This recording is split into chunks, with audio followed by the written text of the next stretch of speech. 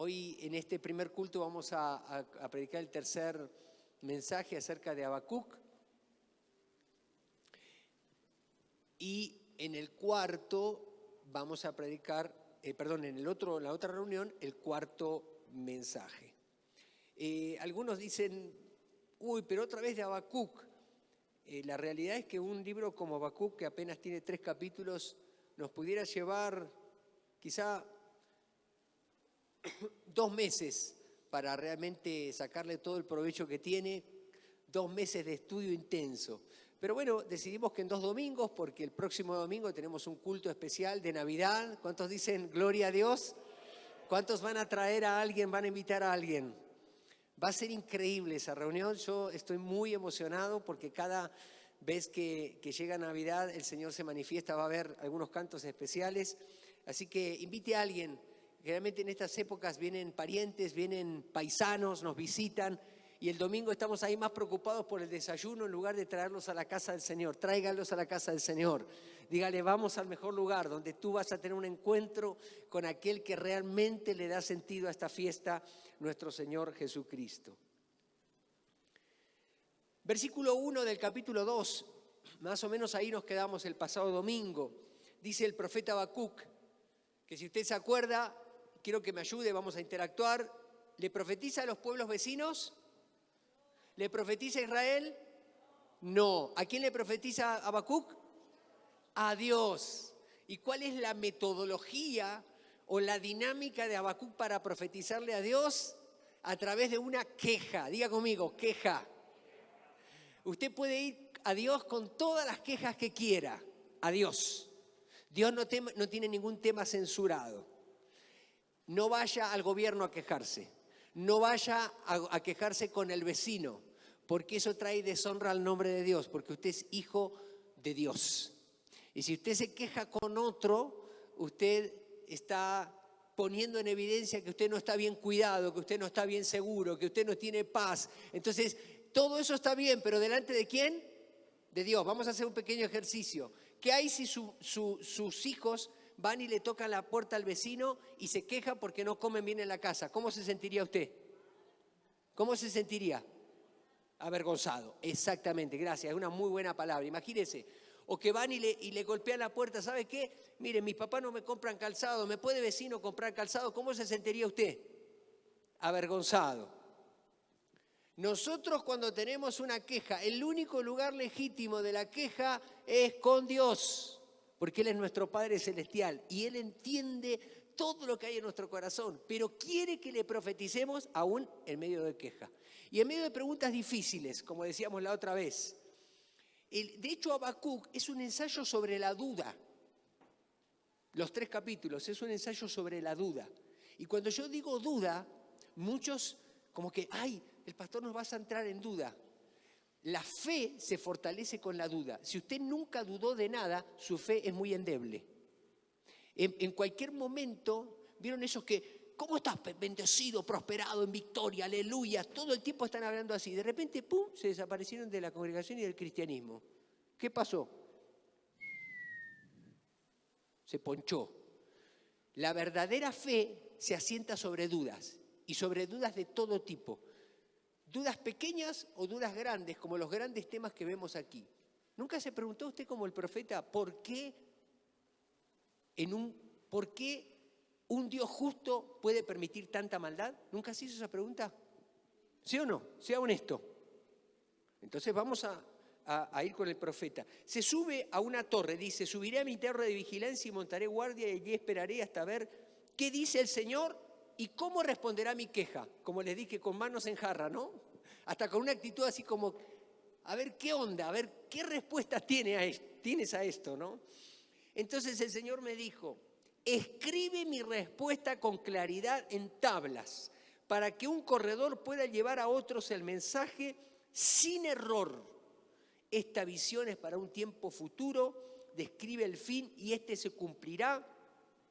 Aunque parezca que se demora en llegar, espera con paciencia porque sin lugar a dudas sucederá, no se tardará. Diga conmigo, no se tardará. Habacuc le hace la pregunta a Dios. La segunda pregunta, ya la vimos la vez pasada, es ¿por qué permites que ahora Israel, que está lleno de pecado, de inmoralidad, de injusticia, de violencia, ¿por qué permites que sea castigado por una nación peor? ¿Se acuerdan? O sea, los caldeos están peor. Yo esperaba que hicieras algo con Israel, pero no que levantaras a una nación peor. Le dice Habacuc a Dios. Y entonces Dios le responde, le dice, no te preocupes, los caldeos, representados en su capital, Babilonia, es decir, los babilonios, los babilónicos, ellos también serán castigados. ¿Cuándo? A su tiempo. Y entonces le dice, escribe en tablas, ponte a escribir. Entonces yo me pregunté, bueno, ¿y por qué escribe? ¿Por qué escribe? Y entonces aquí encontré dos cosas importantes. En primer lugar, para que la comunicación sea efectiva, no ambigua. Ayer estuvimos en el retiro de equipo de ministerio. Los líderes principales de la congregación nos pasamos todo el día orando, buscando al Señor. Y de todo lo que hablamos y compartimos, hicimos retroalimentación de lo que Dios nos había mostrado, cómo había obrado en el año y lo que iba a venir para el año que viene. Lo que hicimos fue levantar o volcar todo eso a un papel y vamos a sacar un documento y lo vamos a tener ¿para qué? Para no olvidarnos lo que Dios nos dijo. ¿Por qué? Porque las palabras se las lleva el viento. Pero cuando usted escribe, usted se asegura de que en ese momento está documentando lo que está escuchando de parte de Dios. Por eso le dice escribe. Pero aparte se asegura que el día que usted no esté, o que si usted quiere compartirlo con alguien, en lugar de cambiar el mensaje y que parezca teléfono descompuesto, usted sencillamente se lo lee. Esto fue lo que me dijo el Señor. Y eso le da dos cosas. En primer lugar, una comunicación efectiva. Dice, para que otros puedan leerla y correr contigo. La visión tiene que ser clara, la visión tiene que ser específica. Y luego le dice, y se va a cumplir. Porque cuando uno lo escribe, es como un documento. Significa que se va a cumplir. ¿No le pasó a los que estamos casados? A ver, ¿cuánto les pasa? A nosotros nos pasa a veces con mi esposa. No es que te dije tal cosa. No me dijiste. Yo es que tengo Alzheimer. ¿A cuánto les pasa? A ver, o solamente a mí. Es que si te había dicho eso, ¿o no? Pero no me dijiste. Y luego, todavía mejor. ¿Me devolviste lo que te había prestado? Entonces mi esposa, como es muy lista, tiene todo anotado. No, mira, acá me debes esto que te presté. Amén, dice mi esposa. Y las mujeres están tomando nota, una buena... ¿No? Es que, ¿sabes qué? Ay, no traigo, no me prestás. Entonces, ¿qué hace? Lo apunta en un cuadernito. Diga conmigo, escribe. Dígale a su cónyuge, escribe. Algunos están asustados.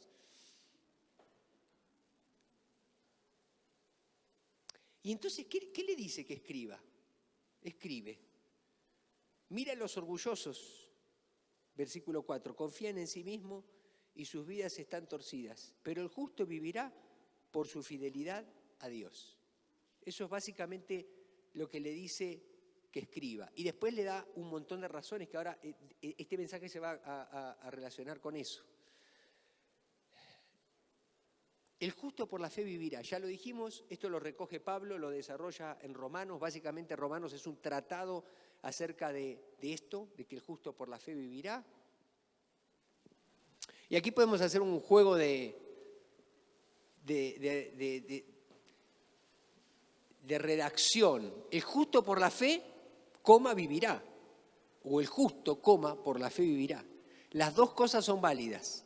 El justo por la fe, vamos a empezar. ¿Somos justificados por la fe, sí o no? Vivirá. O sea, primero somos justificados por la fe en Cristo y entonces tenemos vida. Pero también el justo, ya justificado, por la fe vivirá.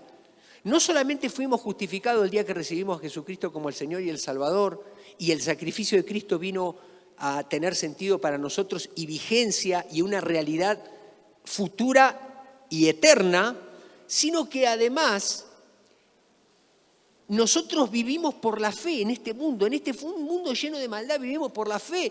¿Y cómo podemos decir que en medio de una sociedad totalmente corrupta, nosotros seguimos creyendo que tenemos que seguir trabajando en misiones, en autoridad, en gobierno, en la obra social, en inmiscuirnos en los distintos ámbitos de la salud mental? ¿Por qué? Porque nosotros, el justo, por la fe vivirá. Nosotros vivimos por la fe, no en lo que ven nuestros ojos.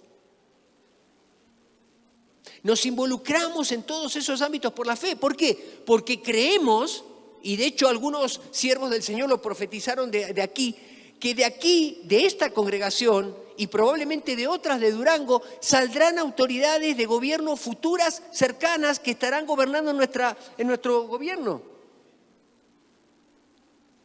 Ay, pastor, suena bonito eso. Hay que ponerse a trabajar, por eso hay que escribir. A ver, ¿qué nos dijo el Señor? Y lo apuntamos y hasta lo seguimos orando. Nos dijo que de nuestra congregación iba a salir un gobernador. ¿Ok? Y de repente un chavito levanta la mano.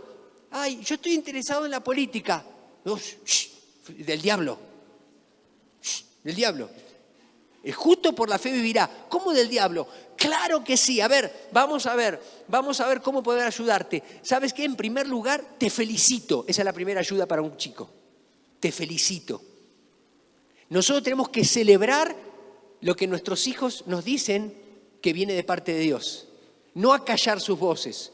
Yo quiero ser un gran empresario porque quiero construir un edificio. No hay edificios en Durango. Quiero construir edificios de muchas plantas. Te felicito. Qué bueno, adelante. Y luego vemos cómo involucrarnos en eso. Entonces, le dice, el justo por la fe vivirá. Y luego le da, la otra vez habíamos dicho 6, pero la mayoría de los exégetas de la Biblia encuentran 5. Yo me voy a ir por lo que la mayoría, para no cometer ningún error exegético. Y ellos dicen que hay 6 ayes. Acá dicen, de hecho, ayes. ¿Qué aflicción les espera? Eso es, en la versión 60 dice ay. Diga conmigo, ay. Ay, como diciendo ay. Y entonces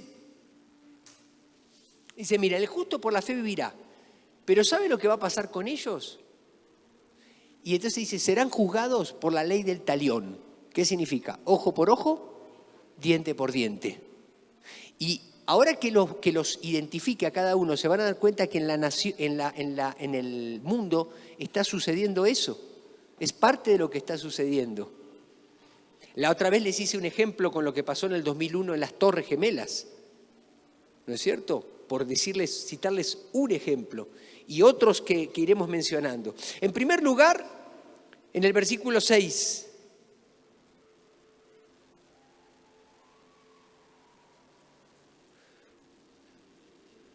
Pronto sus cautivos se burlarán de ellos, se mofarán diciendo, ¿qué aflicción les espera? Ladrones, ahora tendrán su merecido. Se hacen ricos por medio de la extorsión.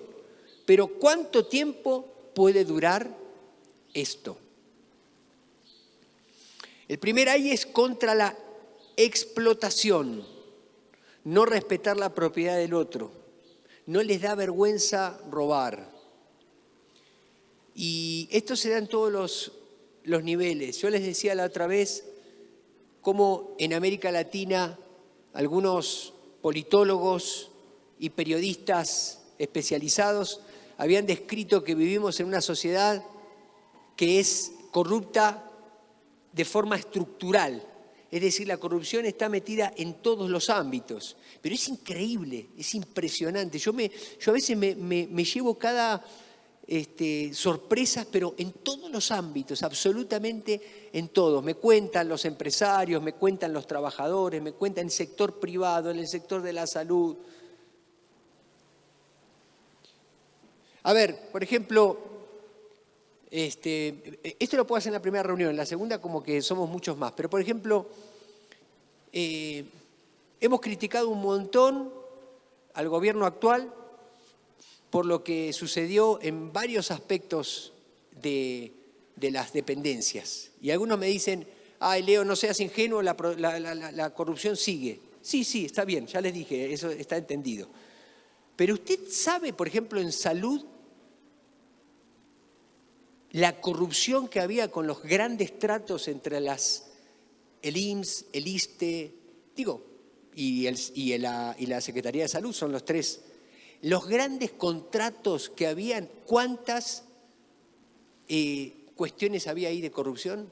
Impresionante. Entonces, ahora nuestro presidente toma una acción unilateral muy fuerte y dice ya no existe más todo eso, y por eso el desabastecimiento de los medicamentos, todo lo que sabemos y podemos criticar un montón, todo lo que se hizo, pero no podemos negar la corrupción que había. Quizá no fue la mejor manera, quizá había que hacer una transición, quizá habría que hacer algo paulatino. Y quizá alguien me diga, sí, pero ahora sigue la corrupción. Sí, está bien, pero, o sea, en algún momento se tiene que cortar, en algún momento alguien tiene que hacer algo.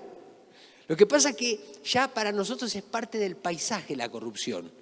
Entonces, como naturalizamos la violencia y no nos afecta ver una imagen de un periódico con 6 o 7 cuerpos colgando en un puente que queda apenas a 300 kilómetros de distancia, y lo vemos, y ni siquiera nos da hasta vergüenza, ni podemos conectar con lo que está sucediendo.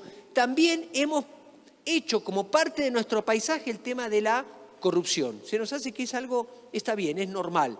Y aparte, si no le entras, no vives, no sobrevives. Hay una película brasilera que vimos con mi esposa, muy fuerte en este sentido, porque ilustra la historia de un muchacho que lo buscan en su pueblo, vamos a decir en su rancho, ¿no es cierto? Y se lo llevan como medio engañado de que iba a ir a la gran ciudad, en este caso a San Pablo, como todos los muchachos que quieren progresar económicamente, y cuando llega ahí se da cuenta a los pocos días de que algo no andaba muy bien. Era un deshuesadero de carros, obviamente robados, que llegaban, y ellos se tenían que dedicar lo más pronto a sacarle todo lo que es de valor, por ejemplo el cobre, ¿no es cierto?, los fierros. Pero lo interesante es que muestra tan bien, de una manera tan vívida, cómo los muchachos empiezan a darse cuenta de que todo estaba coludido, al punto que viene la misma policía del lugar a darle, por así decirlo, anuencia a los dueños del lugar, sabiendo que todo era robado. Y luego, cuando los muchachos quieren salir corriendo porque se dan cuenta que los están explotando, porque no les iban a pagar, porque le dijeron, no, mira, te trajimos, pero tú nos debes la comida, nos debes el lugar donde vives, nos debes el traslado, y además de eso, como le estamos mandando dinero a tu familia, tú aquí eres. Entonces es una explotación total, trata de personas. Bueno, y la historia es muy interesante, porque el final es que el muchacho, el que quiere escaparse al principio, después se convierte en explotador de otros. Y ese es la gran dinámica nociva en la que está metida nuestra sociedad. Los que son explotados hoy, después se convierten en explotadores de otros. Y esto es lamentable. Yo lo he visto tantas veces en el ámbito donde me manejo, en la educación pública, pero también en la privada, en todos lados. Veo que personas que antes sufrían, según ellos, de bullying porque les decían esto, les decían aquello, resulta que ahora cuando son jefes no hay quien los aguante. ¿Sí o no? ¿O solamente a mí me pasó? Entonces uno no tiene que entrar en esa cuestión fea de explotación, ¿no? El segundo ay es contra el saqueo. Ay de los que codician injusticia, ganancia para su casa, poniendo en alto su nido para escaparse de la mano de la calamidad. Eso está en el versículo 9. ¿Qué aflicción te espera a ti que construyes mansiones con dinero deshonesto? ¿Crees que tu riqueza comprará seguridad y así pondrás el nido familiar fuera de peligro? Saqueo, codicia, inmoralidad. ¿Usted sabe que nuestro continente se fundó sobre la base de esta manifestación de la injusticia? Esto está metido. ¿Por qué los menciono estos pecados? Para que podamos identificar que esto no es de afuera, esto está metido aquí adentro de nosotros. Tenemos que dejar esa cultura de injusticia que está bien descrita por Habacuc, explotación, saqueo. Por eso todo giraba en torno a Babilonia. Yo no sé si usted se dio cuenta, por ejemplo, cuál es uno de los países, por no decir el más pobre de toda América Latina. Haití, es correcto. Ahora, usted vaya, no necesita ir, lo pone, el Palacio de Gobierno de Haití, en medio de toda la miseria, ¿no? Y eso es un símbolo de lo que pasa en muchas de nuestras grandes ciudades, ¿no? Vemos como un montón de palacios aquí y allá y luego rodeado todo de pobreza. El símbolo, ¿no es cierto?, a la seguridad de unos pocos o a costa de otros muchos. Nuestra tierra se fundó sobre la injusticia. De hecho, hasta Durango mismo, fueron los indígenas aquí fueron exterminados. Y los poquitos que quedan siguen luchando por su explotación. Nosotros estamos trabajando con ellos, con algunas de las comunidades. En tercer lugar, egoísmo.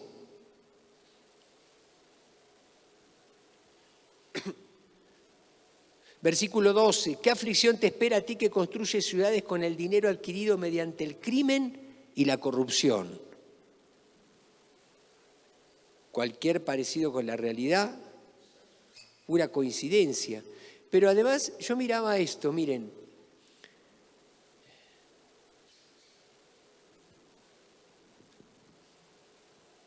Edificar la vida a costa de otros. Esto no es solamente lo que para nosotros está muy cerca, como puede ser el narcotráfico, otras cosas. El aborto es un crimen. Y charlaba con un joven estos días que tuvo una plática con otros, con unos compañeros de esta persona, y platicando, él les decía acerca de sus convicciones, de que le gustaría casarse, formar una familia, pero además llegar puro, llegar virgen al matrimonio, y les decía que él quería formar una familia, y les decía que quería contribuir a la sociedad. Y entonces los muchachos lo miraban porque ellos tenían otra experiencia ya a esta altura de la vida. Los muchachos con los que estaba hablando, todos papás solteros, no casados, tratando de ver cómo hacer con criar a un niño sin una familia, chicos jovencitos. Y lo interesante fue el planteo que le hizo este joven, porque estos 4 muchachos manifestaron abiertamente estar a favor del aborto. Y entonces le dice él, ¿tú hubieras abortado al que hoy es tu hijo? ¿Le pudieras decir a los ojos, fuiste un error, naciste por error, pero bueno, te estoy criando a ver cómo puedo? No. Ese es el gran engaño de esta sociedad. Quiere cosificar a la persona, en el nombre del feto, embrión, como le llames. Es una cosa, una masa de células, ¿no es cierto?, que están ahí, que no tienen vida, o si tienen vida es una vida sin características específicas, cuando todos sabemos que el ADN está desde la misma concepción, la misma fecundación del óvulo, y cuando se forma el huevo, cigota, no sé cómo se le llama exactamente, pero ahí se forma toda la persona humana. Pero ¿qué pasa? Cuando a esa masa informe de células le ponemos nombre, Jorge, Roberto, y lo vemos como una persona que pudo haber sido abortada, pero ahora es una persona, entonces nos damos cuenta de que esto es un gran engaño que nos quiere vender la ideología de moda Pero ¿de dónde sale esa ideología? ¿De dónde sale? Del egoísmo. Es que me va a arruinar la vida. O sea, me va a cortar los estudios. Entonces me tengo que deshacer de este producto, porque viene a robarme los sueños, viene a quitarme lo que... Y entonces antepongo mis derechos por encima de los derechos de otros. Por eso cuando leemos aquí que esta ciudad fue adquirida mediante el crimen y la corrupción, nosotros no podemos hacer un lado, bueno, yo no estoy en eso, yo no estoy en la pesada, en el crimen, en la corrupción, yo trabajo todos los días, pastor, yo soy bueno. El que calla otorga. Por eso cuando nosotros vemos que se van levantando leyes a favor del aborto, nosotros, si no decimos nada, también nos convertimos en criminales. Perdón la palabra, pero esa es la realidad. Y si no lo entendemos, en algún momento va a pasar, como ya sucede en otras partes del mundo, donde ahora les tienen que pagar, entre otros a los mexicanos, a nosotros, para que vayamos a repoblar, porque a causa de estas ideologías se quedaron sin población. Naciones disque de las más avanzadas de la tierra. En cuarto lugar, humillación. Versículo 15. ¿Qué aflicción te espera a ti que emborrachas a tus vecinos? Los obligas a beber para regodearte de la vergüenza de su desnudez. Sin embargo, pronto te llegará el turno de ser deshonrado. Ven, bebe y demuestra tu desnudez. Otra vez, la ley del talión, ojo por ojo, diente por diente. Otra de las movidas de la legislación actual, que quieren legalizar el consumo de drogas, entre ellos la marihuana. ¿Por qué? Porque, perdón que diga la palabra, pero un pueblo estúpido es más fácil de gobernar. No, es que es una cosmovisión de el uso lúdico. Por supuesto que no. Y aparte está comprobado en todas partes del mundo, la legalización de la droga no trajo la disminución del consumo, por el contrario. Basta nomás mirar a nuestro país vecino, del cual nosotros somos excelentes proveedores. Pero también nosotros somos responsables de este pecado y el ay también es para nosotros. Somos una forma actual de Babilonia. ¿Y qué decirle del cinismo de los gobernantes? Les conté algunas historias, una de las más trágicas de los últimos tiempos, que pobre presidente lo hicieron trizas. Al presidente Fernández en Argentina, en plena pandemia, hace exactamente 2 años, hizo una fiesta privada de su esposa del cumpleaños. No sé quién, porque hoy en día no hay nada oculto que no haya de ser a la luz, no sé quién lo grabó y lo subió a las redes. Pobre señor. Aquí también en México tenemos muchos ejemplos, pero ahora pongo uno lejano para que no nos vayamos siempre con los mismos.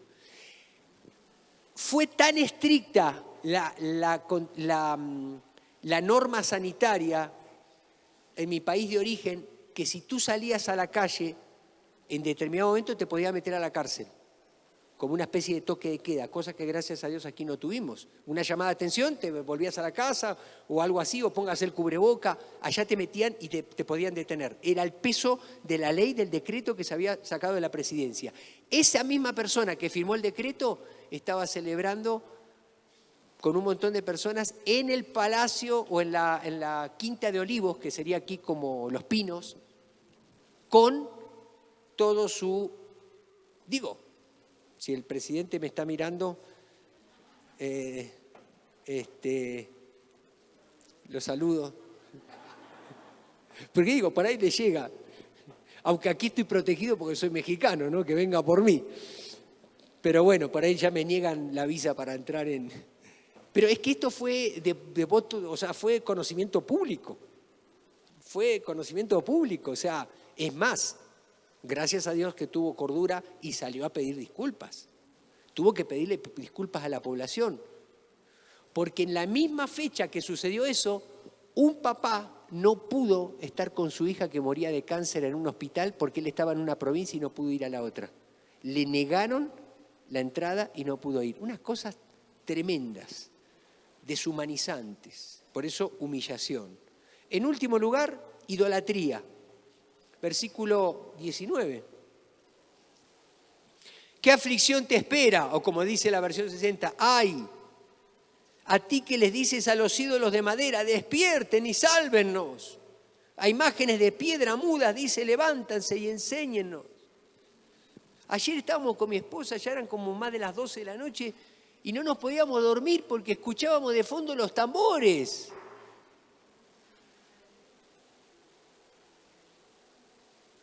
Y mi señora me contaba algunas anécdotas de algunas personas que le decían, no, lo que pasa es que nosotros nos estamos preparando todo el año porque como hay que darle el honor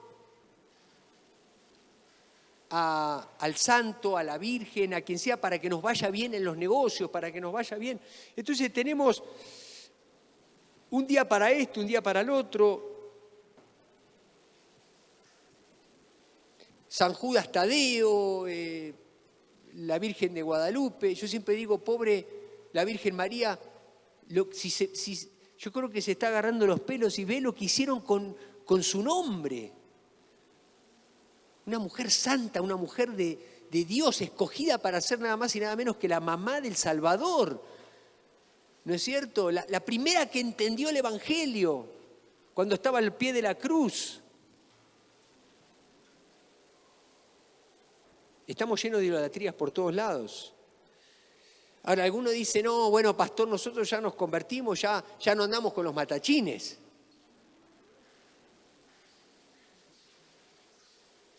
Pero ahí andamos corriendo detrás del Dios dinero,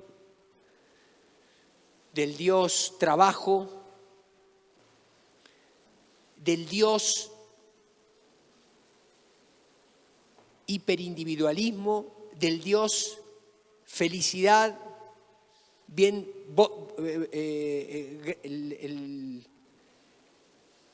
lo primero en mi vida, ser feliz.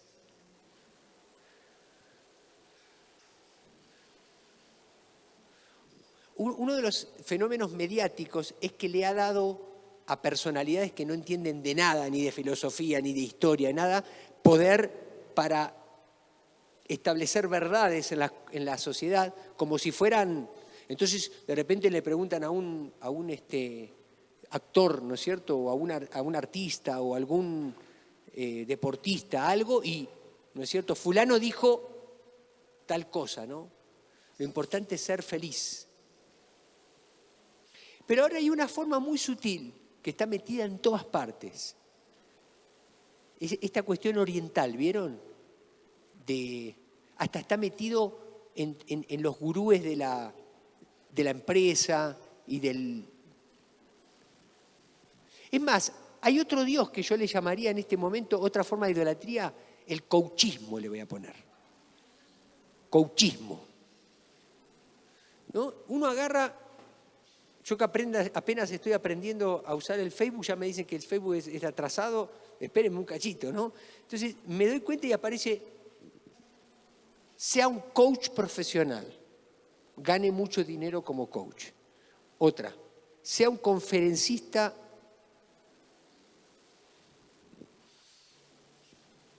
pero lo peor es que dice, va a ganar mucho dinero. Pero eso no es lo peor es que mucha gente lo cree y anda haciendo esos cursos.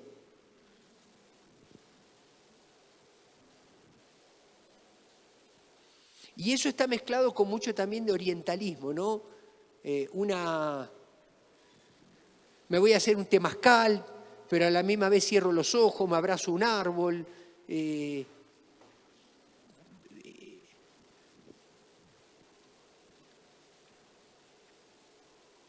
Y Dios dice, Dios se manifestará a su tiempo. Lo único que nos queda es confiar en Dios y transformar la queja en oración. ¿Qué propone Dios? Transformar la queja en oración. Y eso es lo que plantea en todo el capítulo 3, el capítulo que viene.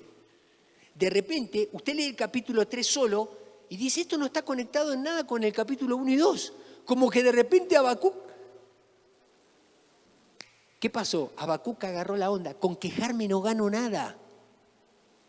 Necesito orar y necesito planificar y necesito involucrarme, la queja no hace nada. Entonces agarra la guitarra y empieza a componer una canción, que eso lo vamos a ver en el próximo culto.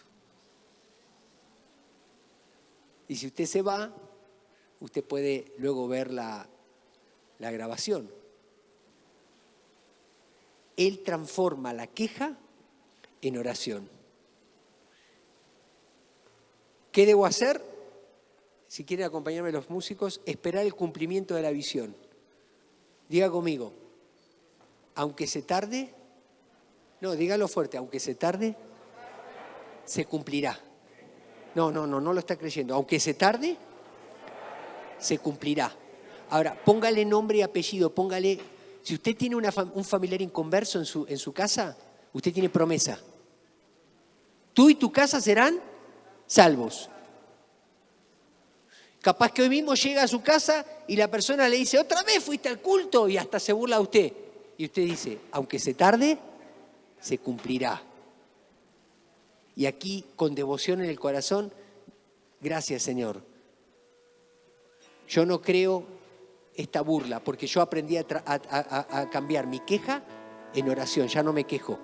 Gracias Señor, porque Él vendrá a los pies de Cristo. Diga conmigo, aunque se tarde, se cumplirá. Ay, pastor, ya no sé qué hacer. Me preguntó, estoy siguiendo muchos matrimonios, algunos ni siquiera de aquí, de afuera, porque ahora con el Zoom se puede ayudar a personas de todas partes. Me dice, pastor, ya no sé qué hacer con mi matrimonio. Casi todos me dicen que ya esto no va a funcionar. Y entonces yo le digo, ¿le vas a dar crédito tú a las voces de la chusma que te rodean o le vas a creer a Dios? ¿Qué dice la palabra? Aunque se tarde, se cumplirá. Si tú hiciste un voto, una promesa hace X años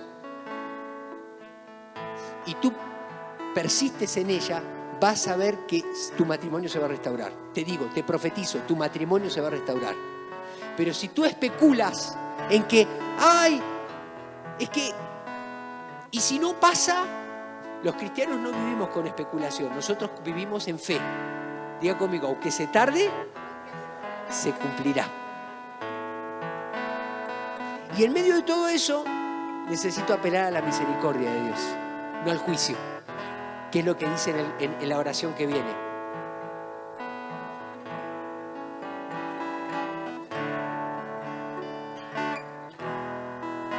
En este momento de profunda necesidad, ayúdanos, otra vez como lo hiciste en el pasado. Y en tu enojo o en tu ira, como dice la otra versión, acuérdate de tu misericordia. Nosotros no deseamos el mal para nadie, nosotros pedimos misericordia. Amén. Y lo último, este es un tentepié para los que se van, porque va a ser el desarrollo del otro mensaje, que ahora lo vamos a cantar. ¿Saben cuál es el remedio para poder sobrellevar el hoy, entre el hoy y entre que se cumpla la profecía? Diga conmigo, gozo. Gozo. Dice, regocíjate en el Señor. Y usted se va a dar cuenta, cuando usted perdió las fuerzas para vivir, para enfrentar el mañana, para luchar por lo que usted sabe que Dios le puso en su camino, antes de perder las fuerzas, usted perdió el gozo. Entonces, ¿el orden qué es? Usted quiere recuperar las fuerzas y entonces va a los médicos, va a otro porque está deprimido, porque no tiene fuerza, porque no tiene gana. Las fuerzas no se recuperan con medicamentos. Digo, puede haber un tratamiento que ayude. La fuerza se recupera si primero recupera el gozo. Usted perdió el gozo, pierde la fuerza. Y después de eso le sigue las ganas de morirse. Entonces, sale de la gana de morirse, recupera la fuerza. Tiene fuerza, lo primero que tiene que recuperar, ¿qué es? Ante la fuerza que tiene que recuperar, el gozo.